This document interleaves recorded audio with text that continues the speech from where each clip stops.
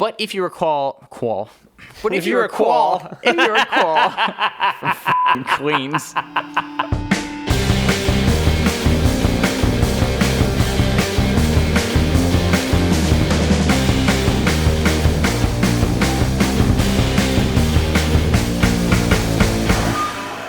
Hey, I'm Blake. And I'm Dave. And this is the serial killer episode of First Prize Films, a dark and twisted podcast where we each select a genre-specific movie and pit them against each other to find out which film wins the coveted title of First Prize. Dave, what does that mean for us today? Yeah, so it's like ordering a Diet Coke with your fast food meal. Yeah. What's the point?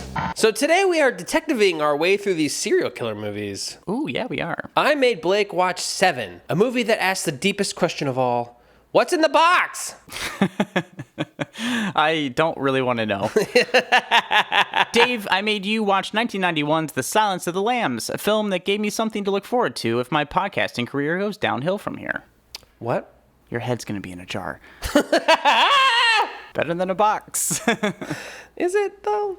So, Blake. Yeah. This is the serial killer episode, and I know we've been trying to do this for a long time. Long time coming. And we had to wait for a bonus episode to do it. Yes. And we wanted to do this so much that we're like, let's just change all the fucking rules. We did, Dave. We decided, hey, man, we're coming up on season 4. Decided to change some rules up. This is our last bonus episode of this season before you get some new stuff. And we said, let's throw most of the rules away, half the rules away. I don't know how to count. And we decided we're just going to do whatever we want, do some better matchups. So we thought this was a pretty good fitting matchup for serial killer films. I think it's a fantastic matchup for serial killer films. And I'm very excited because I had not fully seen Silence of the Lambs before this, and I had never seen Se7en before this. What? Why are you always shocked? You were always shocked. I have never watched a single movie before we started this show. Dude, these are two of my favorite films of all time. We grew up together, and I watched these movies a lot when we had first met around that era, when I was 15 and stuff. And I was like, yo, I love this shit. And I could have sworn I've made you watch one, if not both of these, multiple times with me. Nope. That is fascinating and disheartening. Well, we're making up for lost time. Are we? Rapidly. Okay. So Dave, like I just said, I love both of these movies. Did you know anything about these movies going in? I knew a decent amount about Hannibal Lecter. The internet, I guess, ruined the ending of Se7en for me. But yeah, all I knew is that it had psychopathic serial killers and very intense vibage going on. Very intense vibage across both films, Dave. You are absolutely right. I'm very excited to get into these because this is a true matchup. Another one that I'm going to have quite a lot of issues deciding between. Ooh. I don't know which one I'm going to choose yet. So we'll see where we net out here. So I'm very excited. Was your viewing experience fun, at least? Oh, yeah. I liked both of these movies. I thought they were great and very unsettling. Very unsettling. I feel like you understand me a little more now after seeing these. I don't know if I'll ever understand you, Blake, if I'm being honest with you. Good point. So, Dave, I think enough fucking around. We got to get to the meat and bones and blood and gore of this whole thing. Wait. And, we got to talk about the movie Se7en. You know what? Let's fucking go on this wild goose chase. Let's a big honk, honk, honk from me. Let's do it. Oh, Lord. Movie 1, Se7en, 1995. So, Dave, I need you to give me the synopsis for 1995's Se7en, directed by David Fincher. Welcome to New York, or Chicago? I don't know, it's a big city, and it never sleeps or stops killing. Into the world of the hot detective, the hot-headed detective and his older, much wiser partner as they hunt for a serial killer.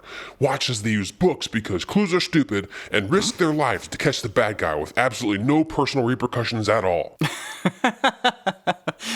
It's true. Everybody's fine and nothing bad happens to anybody. Yeah, you're right. Exactly. It's true. Yeah. I can't wait for the rest of the story. Crime of passion. Yeah. Just look at all the passion on that wall. So we open to Detective Somerset, played by Morgan Freeman, either 20 years ago or yesterday. It's unclear. He's at a crime scene, and his coworkers feel very strongly about him. Now, we are all going to be real glad when we get rid of you, Somerset. So I didn't say it was a positive, strong feeling. Yeah. They kind of want him gone. He's going to retire soon, right? Yeah, he's going to retire soon because he's 60 or 40. It's hard to tell. Man's ageless. And by ageless, I mean stuck in deep middle age for the last 30 years. Detective Somerset? I'm Detective Mills. Anyway, enter our smoking hot new guy, Detective Mills, played by baby-faced Brad Pitt. Yes. So at least we know this movie was made a while ago. Thanks for nothing, Morgan. We get the new partner meet cute. There is a lot of meat involved. I will admit that. Yikes. I want you to look and I want you to listen.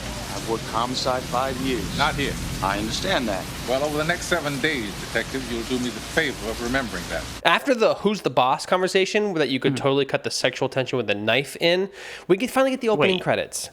Wait, Somerset wants Mills to get fucked, right? That's sexual tension. Morgan Freeman is kind of sexy. I agree. I didn't touch anything, but he's had his face in a plate of spaghetti for about 45 minutes now. Anyway, so it's the next day, and Somerset and Mills are investigating their first crime scene as partners, and it is gross. Yeah. A very large man is bound, face down in a plate of spaghetti in a dark and dingy apartment. That's how they're going to find me. I swear to God, I know it. I know it. It's like looking in the fucking future. He's dead. Thank you, Doctor. And then we're at a coroner's, and we find out that the large man ate until he burst. But also, he had a gun to his head, so technically it's murder, right? And thank God, too, because I was starting to worry this movie was going to be really short. Oh. Well, that about wraps it up. Welcome to the city. I'm retiring. This is beginning. We've got one dead guy, not 3. Don't even start that big brain of yours cooking on this, all right? I'd like to be reassigned. Damn, Somerset gets rebuffed one time, and he's like, fine, I quit. So to be clear, Somerset thinks this is the beginning of something, right? Yes, so in actuality, he knows that this isn't going to be a quick case, and that's why he's like, I want to be reassigned. But not only does he not get reassigned, he has to lose his hot new partner, his young new eager partner. And the chief reassigns Mills to an unrelated case. So this makes sense. I mean, I get it. Somerset, he's an old grumpy bastard, but they know he's good at his job. And Detective Mills, he's super hot, and he's ready to like punish crime with his chiseled jaw and his gun. And they're like, listen, buddy, relax. You're gonna get a different case. Right. And luckily for us, that's a pretty good case. Eli Gould was found murdered this morning. Someone broke into his law firm and bled him to death. Wrote the word greed on the floor. Mills is heading up the investigation. So after the chief tries to convince Somerset not to retire in like the most stereotypical cop way, he gives Somerset a little gift. It's plastic that was fed to our dead large man. Oh. But when I asked for that for Christmas, I'm told I should go to therapy or whatever. You just have very specific tastes, Dave. I accept you. Fine, whatever. Anyway, this prompts Somerset to go back to the gluttony crime scene. This was found on the wall behind the refrigerator. The obesity murder scene. Long is the way and hard that out of hell leads up to light. Somerset finds a note and the word gluttony written in grease behind the fridge, right? Now we have 2 of 7 deadly sins written at 2 separate crime scenes. And we all know what the 7 deadly sins are. Sleepy, sneezy, bashful, grumpy, dopey, gluttony, and greed.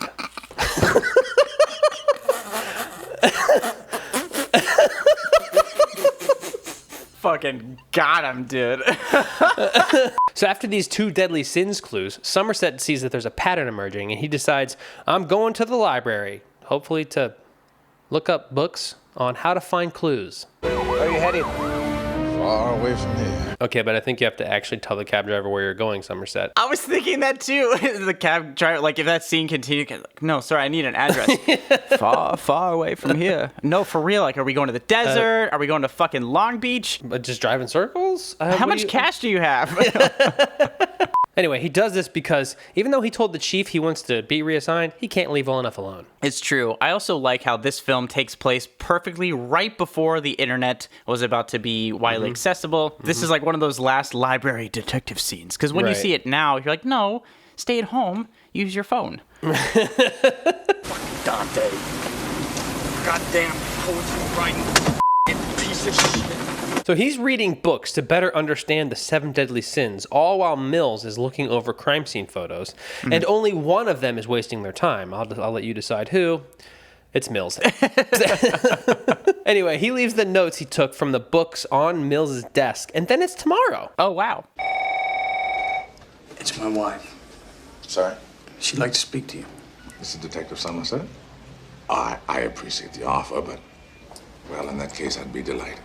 So Mills' wife, Tracy, played by the snake oil saleswoman Gwyneth Paltrow, invites Somerset over for dinner. And, oh, look, they're getting along now and working together. It's a miracle. All right, let's take a fresh look at this. The trick is to find one item, one detail, and focus on it. They realize that their serial killer is obviously religious and is using these killings as a sick, twisted sermon. But even more important is the latest victim's wife. I need you to look at each photo. Look and see if there's anything strange or out of place.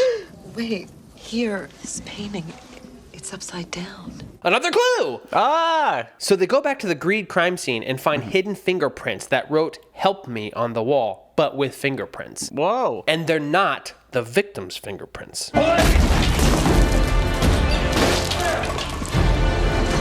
So the SWAT team Kool-Aid man their way into this guy Victor's place because Victor is the guy, right? He's the guy with the fingerprints. Oh, he's fingerprint guy. Yes, he's fingerprint guy, who, by the way, Mills and Somerset don't think is actually their guy, and the team, led by Angry Scrubs before he went to medical school, make their way through the apartment. Morning, sweetheart. Get up now, motherfucker. Now! So amongst the forest of tree air fresheners hanging in this apartment, they find the word sloth written on the wall, and underneath it, Victor, who for the last year has been clearly decomposing, tied up, covered in sores, missing an arm, and fucking alive, dude. This is clearly not our killer. Here's my thing. We've been laughing a lot about this movie and making jokes. This is an upsetting film. Yes. But if I don't laugh, I'll cry. It's true. Why do we gotta sit here, rotting, waiting until the lunatic does it again? After Somerset and Tracy have coffee because Tracy is pregnant and afraid to tell Mills because she fucking hates it here because, look at all the murder. Yeah. We're back with the dynamic duo, Ebony and Ivory. Can I say that? Oh my God. Yes, you can. As a white man, I give you permission to say that. Perfect. Anyway, Mills and Somerset don't agree, shocking, I know, on whether the killer is methodical or a Looney Tune. Yeah. So they do the logical thing and go to the library. Wait, what? Yes, another library sequence. See, for years, the FBI has been out into the library system keeping records. Certain books are flagged. Wait. How is this legal? Only illegal these terms don't apply. Oh, sure. Law enforcement bending the rules to suit them. Shocked, I tell you. Yeah, seriously, big fucking surprise, buddy. Like, come on. You are part of the system. Right. Anyway, Somerset has a point to all this. You can't kill a library card without an ID in a current phone bill. That's right, Blake. They're going to use books to find this guy because they can't find fuck all with the actual evidence. Ooh. And guess what? What? Name off a computer. Mills. That's right. The fucking serial killer is a book reader. What a maniac. They go to the apartment they found from the FBI's dangerous nerd list, and of course, he just opens fire on them, and the chase is on. Oh my God, I blame all this on Reading Rainbow. Jesus Christ. Stop the reading, stop the killing. I think that's the tagline for this movie. Yes. I don't know how to read. Go down! Big floor! So Mills the hothead takes off after John Doe, that's his actual name because of course it is, and because they are after a book nerd, he outsmarts Mills by, let me check my notes here, hiding in a garbage truck. He donks Mills on the head with a tire iron and then doesn't kill him because movie. He's playing with his prey. It's fun, see? Even book nerds have fun. This is why book nerds get caught. Oh, true. We've got nothing to go on here. No pay stubs, no appointment book, no address. This is the best we've got. You're gonna have to keep looking on. Wait, and there's one more thing, and you're probably not gonna believe it. We haven't found a fingerprint yet. So after the heart-pounding chase, they get into John's apartment. Yeah. By once again bending the rules to fit what they want. Fucking cops. Wait, so how does he get into the apartment? Mills just fucking kicks open the door and then retroactively pays a homeless woman to say that, oh, I had to call the cops because I saw this guy who I thought was the murderer. That's absolutely freaking wild because we do see that scene and the homeless woman's like, kind of like this. And he's like, oh, no, remember you told me this. And she goes, oh, yeah, put that down in the thing. Yeah. And the guy taking the report's like, fuck, fine. Yeah, right? Anyway, John's apartment is this weird dark Jesus dungeon with crosses, books, 2,000 journals, a photo darkroom with pictures of victims in the act, and Victor's fucking hand in a jar. But wait, there's more. Jesus, no more. Hello? I admire you. I don't know how you found me, but imagine my surprise. I respect you law enforcement agents more every day. You got it. John calls his own apartment to talk to Mills because what good is a killing spree without mocking the cops while you're doing it? Dangerous. Super dangerous. Anyway, there's another body and another deadly sin. Lust. Wait. He asked me if I was married, and I could see he had a gun in his hand. He made me do it. He put that thing on me. He told me to fuck her, and I did. I fucked her. This one is insane, okay? John made this poor guy wear a strap-on harness, but instead of a dildo, it was a damn dagger. And he made this guy literally fuck a sex worker to death. Now, I've always imagined dying having sex, but not like that. Figured it'd be a heart-related condition as opposed to I'm something... having so much fun that I just... You know? Wow. That was great. This scene is also very, very disturbing. We don't see any of the killing. We just see the aftermath. But that clip you just played, man. Yeah, makes my chills. skin crawl, dude. 911, what's your emergency? I've gone and done it again.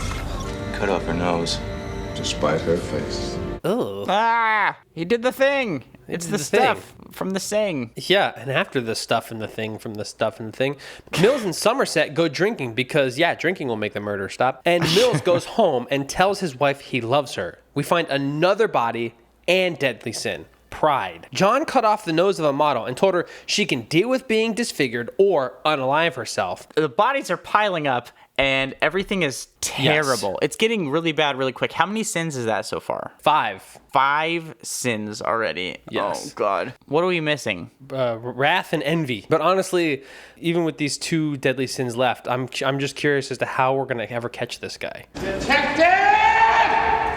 You're looking for me. Hey! What's your fucking move? I'd like to speak to my lawyer, please. That's right. He realized he better turn himself in before they go back to the library, and he just walks into the precinct covered in blood from the nose lady. No nose lady. And anyway, apparently there's 2 more victims, like we said, and 2 more deadly sins. And he wants to make a deal to take Mills and Somerset to them. I dislike this whole thing. It makes me feel terrible. He says that if you do accept, under his specific conditions, he will sign a full confession, plead guilty right now. Now, obviously, something smells worse than a fish market in July, but they go for it because otherwise, John will plead insanity, which kind of negates the insanity plea because insane people don't know they're insane, which is something Somerset points out. Yeah, lots going on there. Who are you, John? Who are you really? It doesn't matter who I am. Who I am means absolutely nothing. Honestly, fair point. Not for the reasons he claims, but we'll move past it. So, Mills and Somerset drive John out to the middle of nowhere, escorted by angry scrubs and a chopper, but not without taunting Mills along the way. Dude, this is wild. I really like this scene a lot. Realize, detective, the only reason that I'm here right now is that I wanted to be. No, we would have got you eventually. You're only alive because I didn't kill you. Sit back, you fucking freak! Isn't "don't let the perp rattle you" something they teach you on day 1 in detective school? But Mills is a hothead with a chiseled jawline. So, things that don't bounce off his chin go right into his brain. Yeah. He gets mad. Anyway, they finally get to where John is leading them, and they pile out of the car at 7:01, which is something they point out for reasons we may or may not find out here in a minute, and start walking in the middle of this desert. Mills? Down. There's a van coming down the road. A delivery guy shows up because John paid him to be here at 7 o'clock exactly with a package for Mills. And Somerset makes the delivery guy get out of the van, hand him the package, and then fuck off into the distance. I have issues with this entire thing because I've never gotten a package on time from UPS, FedEx, or the USPS. So fuck that. To be clear, he doesn't work for any of those. He's an independent courier. I don't give a fuck. Never had a delivery person be on time, ever. I'm gonna open it. There's blood. As Somerset is slowly opening the box, John starts telling Mills how much he admires him. And when Somerset sees what's in the box, he freaks out and starts sprinting towards Mills and John, pleading for Mills to throw his gun down. Dude. Do you hear me, detective? I'm trying to tell you how much I admire you and your pretty wife, Tracy. What'd you fucking say? Oh, holy hell. Okay. Oh, no. You know the wife Mills has that we've seen like 3 times this whole movie and haven't seen quite a bit right now? Yeah, the one made of snakes. I mean, yeah, the one is just a bag of snakes in a human trench coat. Well, it looks like John paid her a visit this morning. What happened? What's in the box? I tried to play husband. It didn't work out. So I took a souvenir. Her pretty head. So Somerset runs up to Mills and John right at this moment, and he's still pleading for Mills to put his gun down. But Mills' head is spinning, just like my head when I drink too much, and he can't focus on Somerset's pleas or John's weird ramblings. No, dude, there's so much going on, and like I remember seeing this film for the first time, and I was like, oh my god, I can't believe it! It blew my freaking gourd, and it's so I have goosebumps talking about it right now. This is like such a tense scene. Right. It seems that envy is my sin. Oh, what's in the box? What's in the fucking box? So, as if this scene couldn't get any more tense, John reveals that he wants Mills to become the sin of wrath and kill him. Oh, and that Tracy begged for her life and the life of the baby that Mills didn't know about, but that's not important. What is important is that Somerset tells Mills that if he kills John, then John wins. And... Yep. I wouldn't care if John won either. I'd Batman the hell out of that situation and get my vengeance too. That's a good question. I don't know what I'd do. I feel like intellectually I would not pull the trigger, but being there in the moment, I couldn't say what I'd do for sure. We'll take care of him. Whatever he needs. We cut to Mills in the back of a squad car, and then we hear Morgan Freeman voiceover because it's required by law in any of his movies. It's in the bylaws of California. And we roll credits. Whew. Ow. I feel bad. This movie, again, I love this movie. I love dark movies, and yes, this one definitely takes it out of me every time I see it. I hadn't seen it in a long time, so I was pretty excited to revisit it, and now I don't know why I was excited because I never leave this movie feeling like good, but I do leave it feeling compelled. I leave it feeling a lot of emotions, and that's why I think I've attached to it. Yes, this movie is very compelling, and it does ask a lot of big questions that really rack your brain and make you think deep. Oh, yeah. And it's just very atmospheric, and I don't know, I really enjoyed it. I mean, it was very gross and gritty, but yeah, I mean, everybody's performance in it was great too. The performances are great. The directing was fantastic. The way this is portrayed, though, even just the way it looks, you know, the cinematography and the way the film itself was developed and the contrast and everything. It's a fantastic display of, you know, hard, dark genre films. I don't know, it's just good. It's for some reason, it's like a movie that should be a cult classic, and I guess is a cult classic, but not a lot of people, not like the majority of the zeitgeist actually talk about this movie. I disagree with you there. Lots of film nerds talk about this movie all the time. There's just a lot of really great work and attention to detail put into this movie that makes it hold up so well over the years. Even if you know the ending, this whole thing isn't predicated on just that twist ending or whatever. There's so much built into this movie that you can just rewatch it for all the thematic things and like the heaviness of the narrative, and there's always something to get back out of this movie. Yeah, I really enjoyed this movie, and it was very dark and creepy, and I'm sure there's going to be more that I find if I ever watch it again. I don't see why I wouldn't, but still.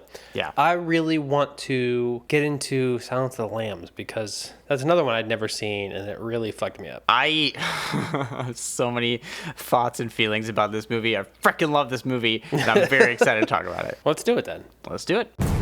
Movie 2, The Silence of the Lambs, 1991. Okay, Blake. We just unpacked some boxes in 7, so let's eat some dinner with Silence of the Lambs. Let's do it. Got my glasses on. I'm ready. Give me the synopsis for 1991's Silence of the Lamb Chops. Silence of the Pork Chops. Silence of the Lambs. It's The Silence of the Lambs. Whatever, just give me the synopsis. Meet Clarice Starling. She's a ruthless FBI trainee and big government provocateur, trying to make a name for herself in the business. She enlists the help of a foodie and feeble old psychologist Hannibal Lecter to try and catch a tailor and small business owner Buffalo Bill. Oh my How God. far is too far, and when will Clarice finally stop treading on us? Starling, Clarice in. Good morning. Morning, Mr. Crawford. Sorry to pull you off the course at such short notice. So we open an FBI agent in training, Clarice Starling. She gets pulled into her boss, Jack Crawford's office, all ripe and sweaty from the obstacle course she was on. What? She was training. That's how they train. Anyway, she's top of her class, modest, and based on the way that every guy looks at her, she's a babe? I guess. I mean, okay, not to say she's like not attractive, Right. but these dudes be like mid obstacle course, what? Stop and look over in their tracks, like it's a fucking Looney Tunes gag. Yeah, they literally every dude that sees her is like, it's so weird and creepy. But It's I guess that very is what it weird feels and like to be a woman. no, yeah, probably pretty accurate. We're interviewing all the serial killers now in custody for a psychobehavioral profile. Could be a real help in unsolved cases. See, the one we want most refuses to cooperate. I want you to go after him again today in the asylum. Who's the subject? The psychiatrist, Hannibal Lecter. Hannibal the cannibal. Okay, is this movie telling us once again that we need the help of the bad guy? Yes, basically. So the FBI wants Clarice, played by Jodie Foster, to talk to serial killer Hannibal the Cannibal Lecter to see if they can learn more about another serial killer that is currently at large. And I gotta say, Hannibal the Cannibal, did his like name determine the way he kills people? Because that's fucking poetry, bro. I mean, if I was a serial killer, I would be really lame because it'd be Dave the Grave Killer. I mean, I'm personally reduced to killing people by snakes, cakes, rakes, or legs, but cakes could work if you're as diabetic as me. But anyway, we have bigger fish to fry. Be very careful with Hannibal Lecter. And you're to tell him nothing personal, Starling. Believe me, you don't want Hannibal Lecter inside your head. Just do your job, but never forget what he is. And what is that? Oh, he's a monster. Basically, Hannibal Lecter is a rare breed of psycho, one so smart that even letting him communicate with people can put everyone in danger, which is why they keep him in the basement. Yeah, they keep him in the basement. It's in a like I don't know, it looks like an old dungeon castle cell kind of thing. Yeah, and it's kind of cool looking. they had to replace his metal bars with a glass wall. It's for safety, you know. Anyway, Clarice finally meets Hannibal Lecter in person, and it goes okay. I mean, as good as it can go with a psychopathic cannibal killer. Do you know what you look like to me with your good bag and your cheap shoes? You look like a rube. Good nutrition's giving you some length of bone, but you're not more than one generation from poor white trash, are you, Agent Starling? You see a lot, Doctor. But are you strong enough to point that high-powered perception at yourself? Okay, so not great, but Lecter does provide Clarice with a great dinner time suggestion. A census taker once tried to test me. I ate his liver with some fava beans and a nice Chianti. Yikes, dude. I might try that myself if the IRS ever comes knocking. Listen. Taxation is theft. Anyway. But lastly, Lecter does provide Clarice with a clue. He tells her this. Go seek out Miss Moffat, an old patient of mine. Go now! So, despite that nursery rhyme name, Clarice takes off and reports back to Jack Crawford, her boss. But again, enough fucking around here, Dave. I haven't talked about the serial killer that the FBI is trying to track down right now. It's a guy named Buffalo Bill. Cool name, even though he kills women by skinning them. But yikes. I have to ask you, if you were a serial killer, Dave, who didn't have to kill anyone at a rave or with a lathe or whatever else rhymes with your name, what would you use that skin for? I don't know. I don't like this question. Pass. 2 words, buddy. Pork rinds. Oh, You're my welcome. Lord.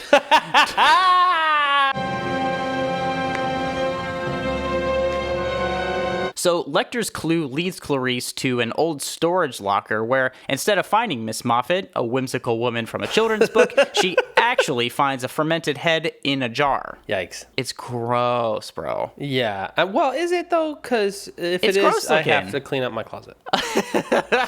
Well, you can get your pickled head for next month's Psychopath Social Hour. I'm sure everybody's going to fucking love it. But obviously there is no real Miss Moffat. It's an anagram, and Clarice needs to clear this shit up ASAP before more women get taken to the pork rind factory. Dr. Lecter, whose head is in that bottle? Why don't you ask me about Buffalo Bill? Do you know something about him?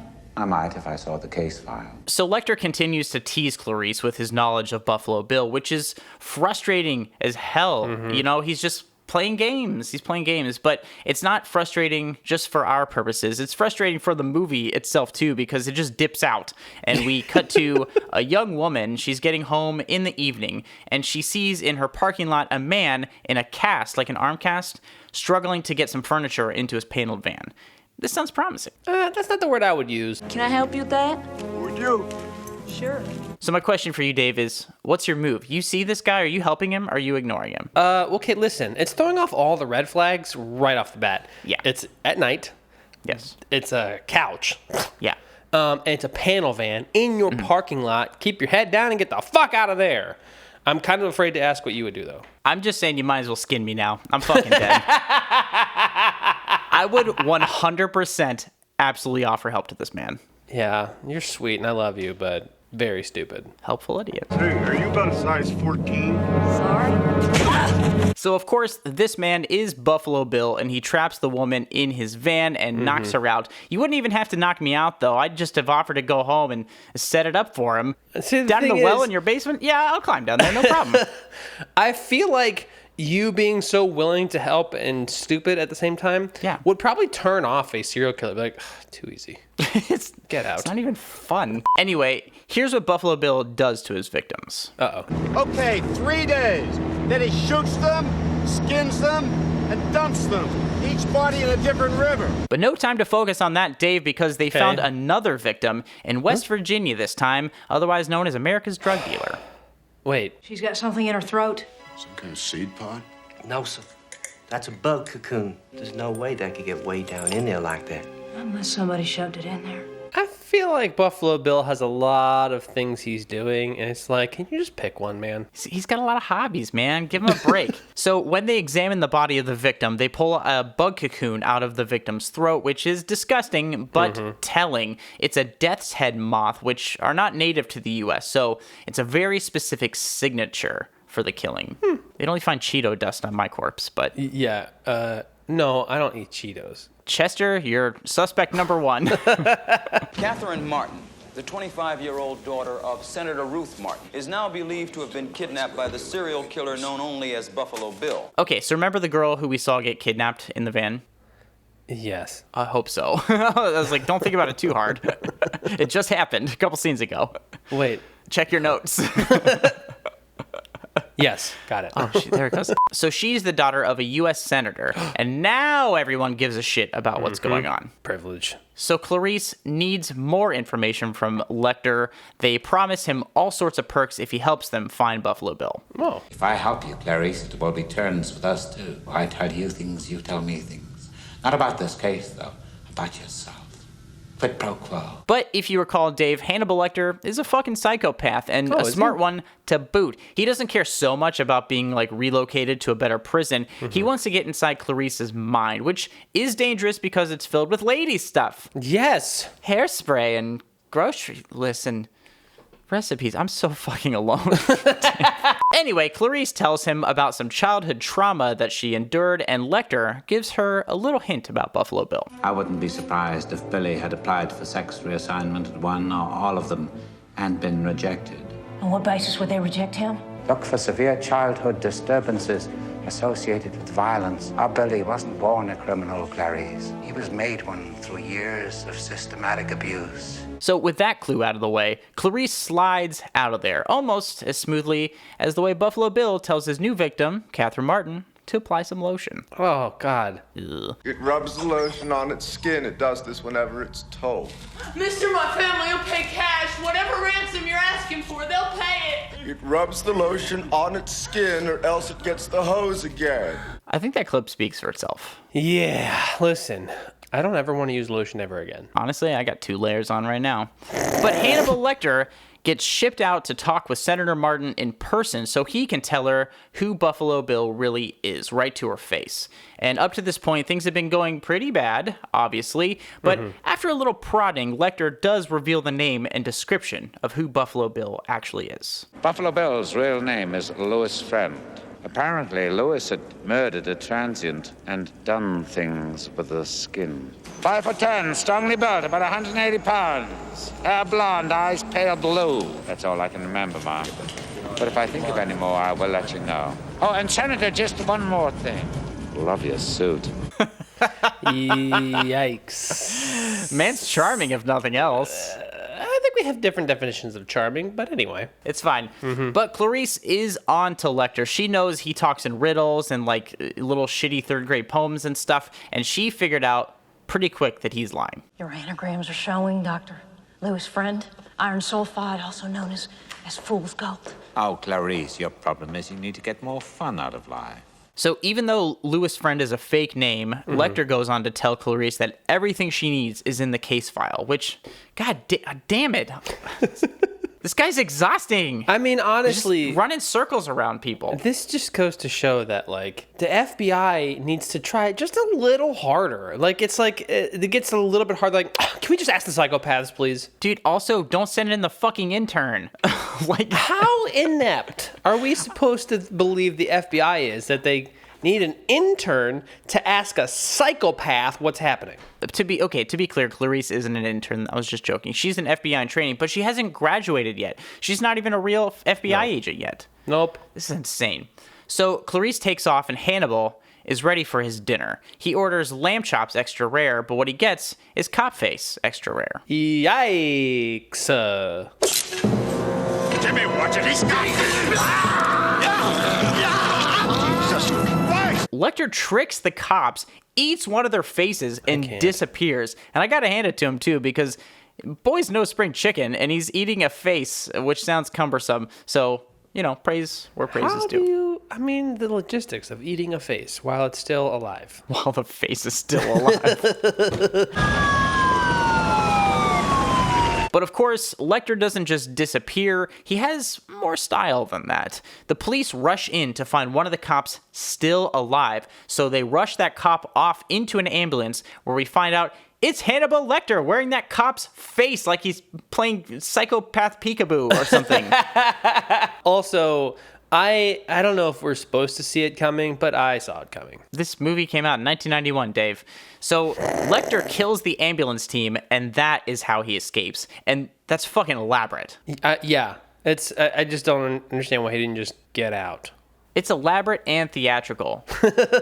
Also, gross. They found the ambulance in a parking garage at Memphis Airport. The crew was dead. He killed a tourist, too. Got his clothes, cash. By now, he could be anywhere. Well, see ya, Doc. This is why I stay at home all the time, and I try to be the least delicious I possibly can be. It's true. Yeah, you have diabetes on purpose, so that you're not very sweet. It's a choice. I would also say thanks for nothing, Dr. Lecter, but in all his weirdo ramblings, Clarice was able to pull a new lead in the Buffalo Bill case. Ooh. She thinks Buffalo Bill knew his first victim personally. You know, the one that they pulled the death's head moth out of her throat? Mm-hmm. So, we're going back to the heartland. Dave, we're going to Belvedere, Ohio, a town much less fancier than the name would suggest. It's gross there. Yeah, it is Ohio. Mr. Bimmel? Well, I'm Clarice Starling. I'm with the FBI. So Clarice looks around in the first victim's house, and she finally sews together a horrifying realization. Oh, come on. She weaves herself a horrifying... Whatever. She figured out why Buffalo Bill is skinning women, and it has to do with sewing. Just listen to the clip. Okay. He's making himself a woman's suit, Mr. Crawford, out of real women. And he can sew, this guy. He's very skilled. He's a tailor or a dressmaker. So essentially, Buffalo Bill is making himself a skin suit, which sounds itchy, but I'm not here to judge anybody. I mean, are you... I'm judging a little bit. Okay, great. That much. Because you would rather have a furry suit, as we learned a few episodes ago. See? You're learning. You're learning about me. Anyway, Clarice calls her boss, Mr. Crawford, but Crawford says they've already discovered who this guy is, and they're on their way right now to take him down outside of Chicago. Clarice is going to stick around Belvedere to tie up some loose ends in the case. Yeah, and listen, I'm just saying, at this point, the FBI is showing they didn't need the intern at all. Well, she does do some good work and get him there, but they just kind of like cut her out at the last second, which is shitty. Yeah. And speaking of loose ends, we're back with Buffalo Bill, and he's putting on a little fashion show with his own loose ends. Oh. Ah! No! Ah! Who do you fuck with? I'd fuck with. I'd fuck with. I'd fuck with so.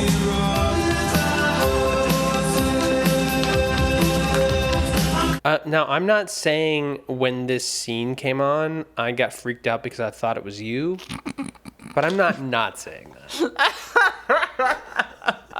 Buffalo Bill is dressing up and he's dancing around to my favorite song, Goodbye Horses. But in the grand scheme of things, there's a lot going on right now, Dave. So in Chicago, Jack Crawford and his SWAT team are ready to take out Buffalo Bill. Clarice visits the house of a former friend of that first victim, and Catherine Martin, the senator's daughter and Buffalo Bill's victim, she's trapped Bill's dog down in the well with her, and things are tense, and that dog needs a fucking vet. I literally was like, oh my God, is she going to eat the dog? Hey, don't you hurt my dog! Don't you make me hurt your dog! It's a weird standoff. Okay, my question too. Do you think the dog would catch like aiding and abetting charges, or how does this play out in the legal system? Yeah, it's going to the vet jail for sure. They keep him permanent boarding. Regardless, there's someone at Buffalo Bill's door. Yeah, the FBI. No. What? Not at all. What? You thought, and the movie wanted you to think it's not Jack Crawford and the SWAT team. It's fucking Clarice. Buffalo Bill's in Belvedere. Oh my God, you mean to tell me the FBI was incompetent? At least they're letting the women do the work. This is just showing that we need to. Truly. Good afternoon. Sorry to bother you. I'm looking for Mrs. Lippman's family. No, Lippmans don't live here anymore. Excuse me, sir. I really need to speak with you. Unbeknownst to Clarice, she's in Buffalo Bill's house without any backup whatsoever, and we both know that scumbag dog in the basement cannot be counted on. That dog is going to fuck things up for sure. It's too cute to be helpful. But luckily for us, Clarice has two eyes and a sense of danger because she sees a bunch of sewing material as well as one of those death's head moths, So she knows this motherfucker is Buffalo Bill. Oh, she gets it right away. Well, not right away. It's been a few minutes. She gets it, though. Yeah. Freeze! Put your hands over your head! So Bill does not freeze or put his hands over his head. He escapes to his skin dungeon, and Clarice gives chase. It's really, it's so gross, and there's flies and moths and stuff everywhere. And honestly, I'm thinking now, instead of kidnapping a senator's daughter, he should have kidnapped a fucking maid. It's gross. Clean up after yourself, Buffalo. Just saying, have some pride. Does he go by Buffalo to his friends? Because they don't know he's a serial killer? Like, my name's Bill. Call me Buffalo. Call me Buffalo. I'd fuck me. What? But even more frightening than Buffalo Bill's basement is the fact that Buffalo Bill cuts the power to the basement, and now he's stalking Clarice with night vision goggles. This sequence haunts me every time I turn off my lights. You don't have anything to worry about. I wait till you're asleep. This is why I got a cat. So Clarice feels her way around the basement purely on instinct, and this fucking happens.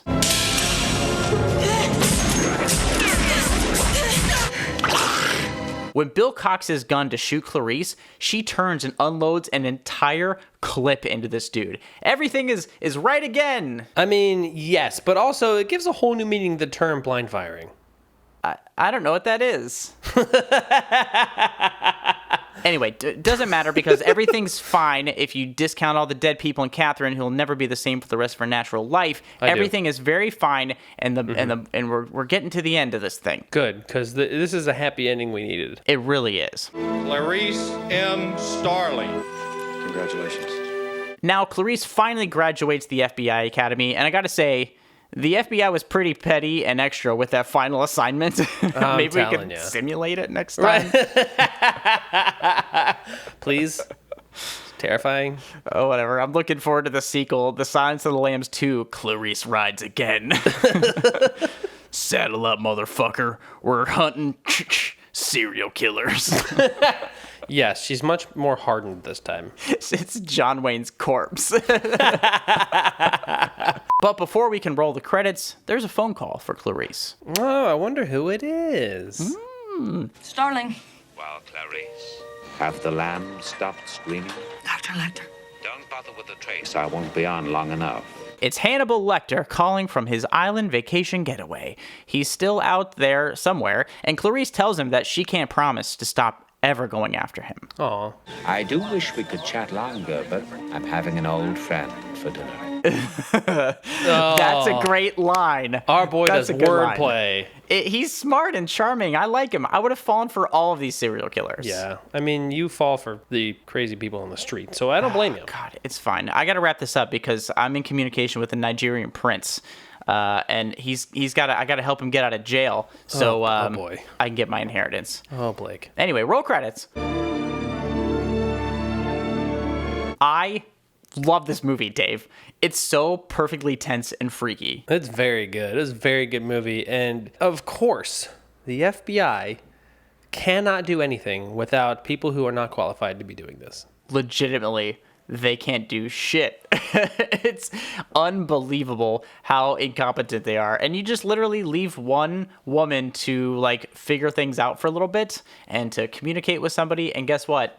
We got our answers. Because again, we got to let women do the work. Anyway, I love this movie. I think it's so wonderful. There's so many like twists and turns in it. I think all the performances are fantastic. I think the script is very tight. Yes. It's gross, but it's not like necessarily gory or overdone. But it just makes my skin crawl, dude. I love this. I saw this movie very early as a kid, as I've done with a lot of these. And left an impression. Yeah, of course. Yeah, I mean, clearly left an impression. Not a good one, but it still shows. It really shows me who you are. You know, you're finally seeing me. I don't like it. My mom stopped answering my phone calls. I would love to keep talking about this movie and like all the great things about it, but I'm too excited to pit these two actually against each other in the Thunderdome. So yeah, we got to get to getting because I don't know where I'm gonna net out here, and I truly I feel like I've been saying that a lot these last handful of episodes. This one is truly a tough one. So yeah, especially for you, because you join the ranks of psychopaths in a certain way, and yeah, the victims of. It's like trying to choose between your kids. For you. It is. Which depraved child of mine will I keep and which one will I eat whole? Yes, because you're trying to be like one of them and you're just trying to figure out which one. I'm not fancy enough. I don't really drink wine either. Anyway, let's get to the Thunderdome. Movie versus movie. Welcome to the Thunderdome.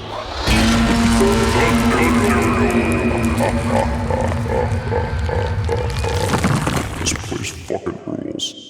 We're back in the Thunderdome, Dave, and I'm getting a little hungry. What? Hang on. How? Anyway, before we watch these movies, you and I decide on 5 things that we both agree make a good genre movie. In this case, serial killer movies. Yes, we did. So let's go through them. Okay. Number 1, we need an unhinged serial killer. Can a serial killer even be hinged? Number 2, we need driven protagonist or protagonists. Something about this case I just gotta solve. Number 3, we need a game of cat and mouse. Because killing isn't a big enough thrill. Number 4, we need a dark tone.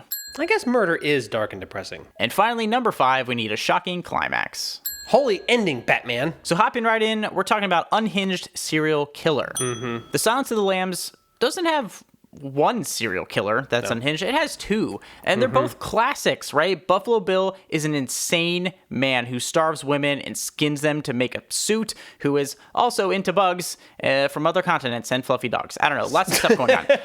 But I would say the most insidious serial killer in this movie is Hannibal Lecter. He doesn't have to hide in the shadows to be scary. He's right up in your face and deep inside your mind, and he'll wash your spleen down with a warm glass of Merlot. It sounds gross, but both of these men are unhinged and fascinating. Yeah, they are very unhinged, and I don't know if fascinating is what I would say, but I think they're fascinating. Fascinating for the morbid curiosity. Sure, I can agree with that. Yeah, thank you. But I do think that Se7en has one of the most unhinged serial killers ever. I mean, not only does he think he's doing God's work, but he planned out to the day every kill he was going to make. Not to mention, he kept photos of his victims and the hand of one. Plus, he can't just kill. He's got to make a spectacle out of all of them. He's out of his fucking gourd. Dude, John Doe is a fucking wild character. Yes. We never actually get his real name or anything like that. We never find anything about him. He's like scraped off his fingerprints and stuff over the years. Like,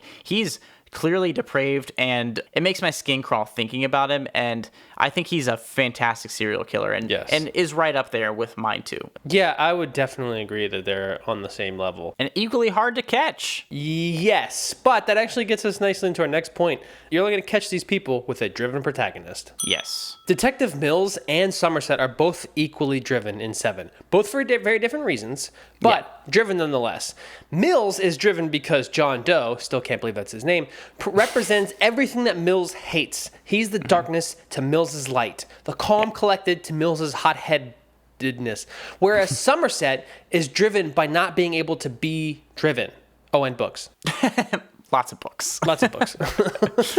No, I agree. These guys have good motivation. You know, Mills is definitely trying to prove himself, and Somerset is just trying to get the fuck out of there. You know, nobody wants to be necessarily involved in this. It's a tough case to get through, but they both need to do it. Yes. And I didn't touch on this too much in my recap, but Clarice Starling in The Silence of the Lambs is driven in more ways than one as well. First, and most obviously, she wants to become an FBI agent, and this case is a chance to not only do that, but make an early name for herself in the Bureau. Then layered below that is her wanting to prove herself as more than just, fodder for the male gaze. Everybody's just staring at her and ogling her and all this stuff. And then lastly, she wants to prove to herself that she's more than just her poor, quote unquote, white trash upbringing. All these different little thematic elements play into the plot as well, and her understanding of the case is also entwined in this. So if you can't get behind Clarice Starling, I think you're an asshole, period. Well, I am an asshole, but it's a different thing. Yes. I have to say, I agree that she's driven. I think she's not on the same level of driven as Mills in this, because trying to prove yourself is on a different level of literally not being able to stop yourself from going after something. I think you're wrong, because she's pushing herself. She's not driven by this weird desire or I don't know, undiagnosed mental illness. She's pushing herself past the point of comfortability and past the point where she thought she could go any farther, just running the numbers and running the clues and all this stuff over and over and over again until she gets her answer. And again, it's layered. It's not just the one thing she's after. She's out here trying to prove so many different things to herself and the public. And I don't know, I think Clarice is the perfect protagonist for this genre of film. Listen, here's the thing. I'm not disagreeing with you. I'm just saying that I think that because of how she's driven, it's not as intense as the drive from Mills or even Somerset, because they can't help it.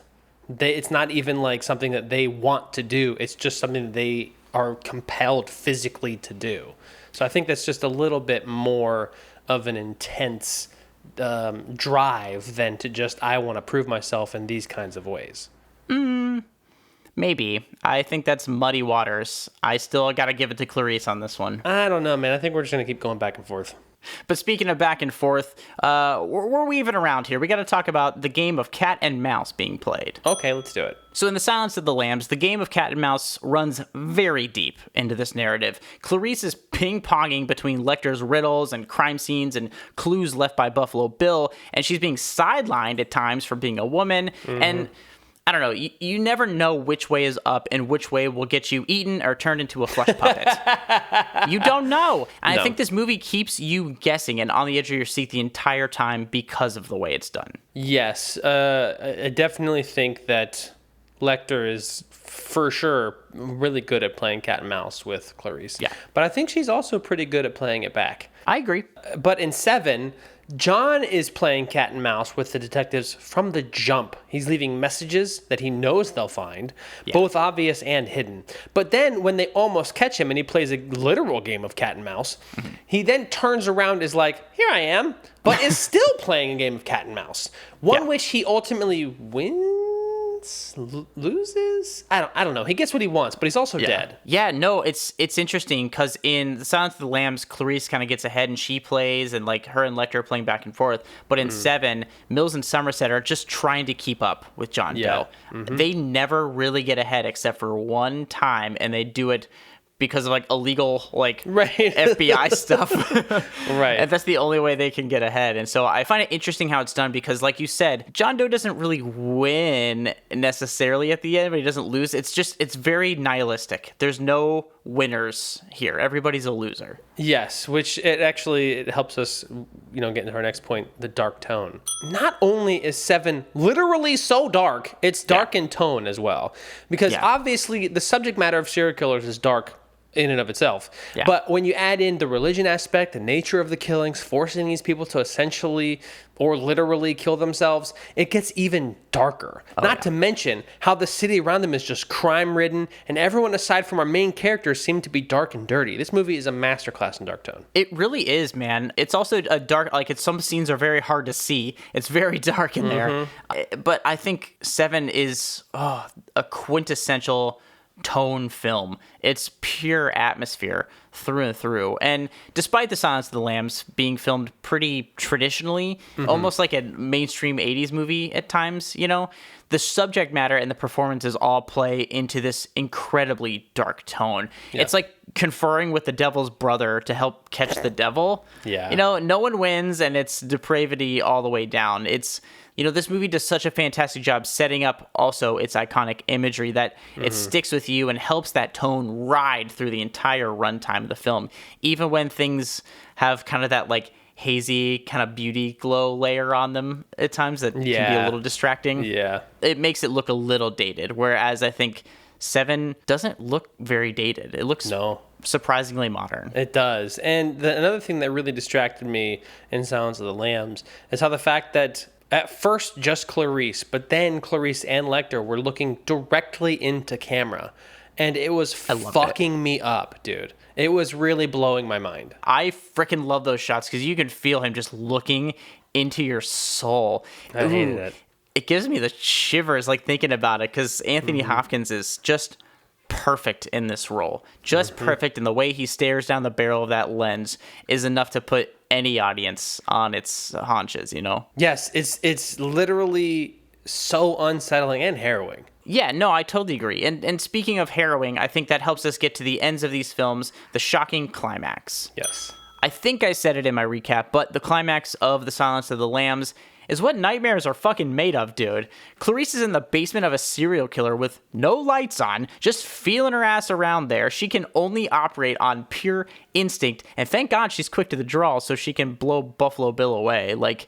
If she was killed, it could be a while before anybody would find her or the house, and Bill would be gone. It's just, there's so much writing on that ending scene, and it's so tense. I love it so much. Yes, I do think that the ending in Silence of the Lambs is shocking.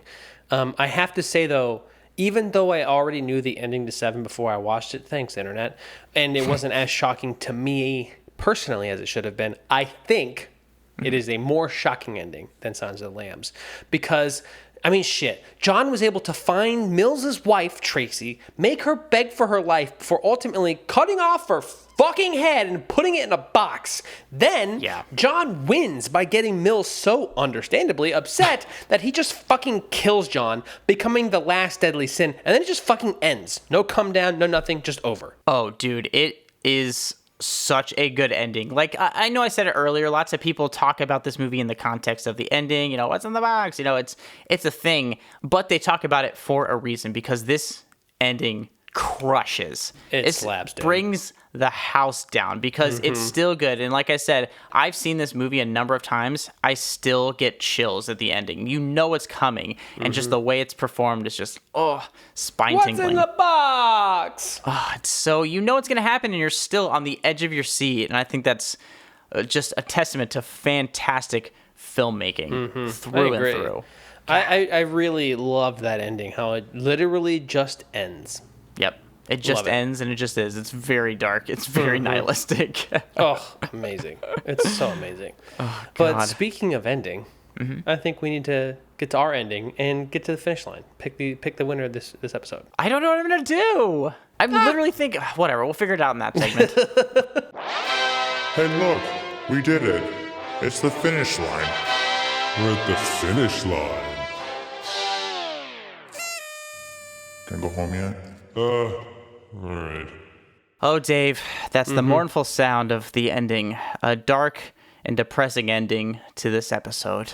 Yeah, I think it's only dark and depressing because you are a psychopath and didn't want to stop talking about other psychopaths. I can't indulge anymore. My safe space is coming to an end. But Thank God. we have one question left to get the answer to, and that, Dave, is which movie wins the coveted title of first prize for serial killer films? It's two. It's Seven, and it's The Silence of the Lambs, two classics. What is your choice? I honestly was thinking you were going to say the question is what wine goes best with a human liver, but that's fine. Listen, both of these classic movies, both of these amazing in their own right. Totally. Fantastically evil serial killers, right? Yes. Very smart, both of them. Very intense, both of them. And I think they both hit our points very well. Yeah, I agree. So I'm just going to have to go with my gut and go with the one that's more atmospheric, the one that's more crazy and intense and feels like more of a dark, gritty serial killer film. And I'm going to have to say Seven is the winner of first prize for me for serial killer movies. No, that's fair. I think that's a fair choice because Seven is just one of those movies that once you see it, it just latches onto you. You're never going to forget this movie. Nope. It's never be like, oh, I might have seen that once. Like, you know this movie, and you're going to have a recollection of your experience watching it. Oh, for sure. It forces that onto you. The Silence of the Lambs is fucking iconic, bro. It's iconic. The shots, the sounds, the lines. It's so haunting. It's so twisty and turny. How many fucking Buffalo Bill memes do you still see on the internet? I know, this movie right? came out a year after I was born, and we're still talking about it with glowing reviews. I mean, Yep. Anthony Hopkins got nominated. He might have won an Academy Award for this performance. And he's only on screen for like 16 minutes total. I Oh, think. shit. That's a good point. Yeah, he's not on screen much, but you remember him very distinctly. And so for me, again, it is like picking my favorite of two babies, but going based off the points and going based off my gut and where I kind of see myself weaving through this, I think my choice is also going to have to be Seven. Oh, wow. Okay. Because I was really struggling with this. The iconography of Silence of the Lambs is very strong, but the emotional feelings I feel during Seven have kind of overridden that. Again, not that there's not iconic stuff about the film. It's just it just leaves me feeling really bad, man. Everything just really culminates to not just feel like you've seen a serial killer movie, but kind of lived through it. Yes.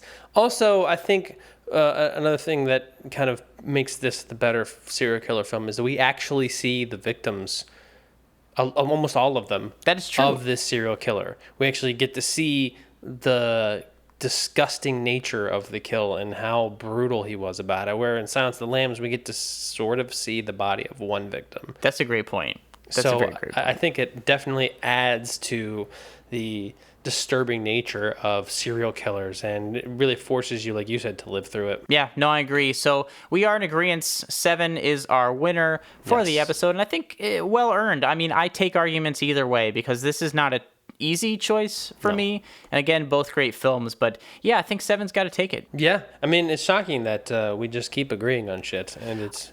I don't get it, Dave. I don't get it. I literally saw Silence of the Lambs. I was like, yeah, this is great. And then I saw Seven. I was like, God damn it, this is so good.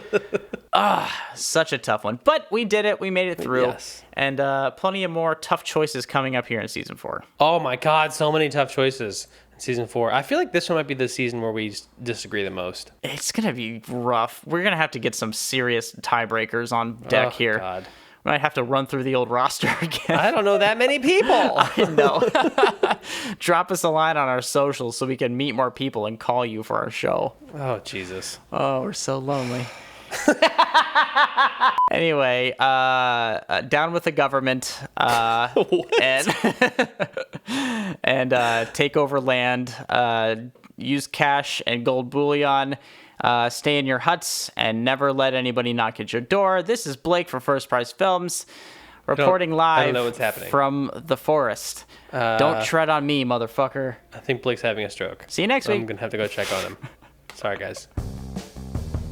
Hey, First Prize listeners, thanks for tuning in this week. Thanks for picking the brains of psychopaths with us. It was gross. If you enjoyed this episode, if you enjoyed hearing us make ourselves highly uncomfortable, consider subscribing to our socials. It's at First Prize Pod on all platforms, and that includes Facebook, Twitter, Instagram. We're on TikTok and YouTube as well. Also, don't forget to check out our website. It's firstprizefilms.com. It's true, we do this for free because we've invented new deadly sins and the Catholic Church owes us. But if you'd still like to support us, consider rating and reviewing us on Apple Podcasts. Everything helps. Yes, it does. Join us next month when we return for Season 4. A new slate of movies, new rules, same dumbassery. So dumb. We're so dumb. But it's going to be tougher choices, better matchups, and we're just happy you guys have listened along this far. So we can't wait to be there in Season 4 with you guys. So let us know what you're thinking, and we'll catch you then. Yep. See ya. Bye.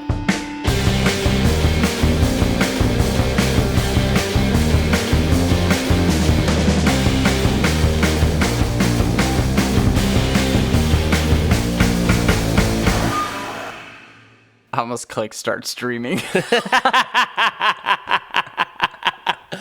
Oh, you fucking would too. Why am I getting all these weird comments? Where's Dave?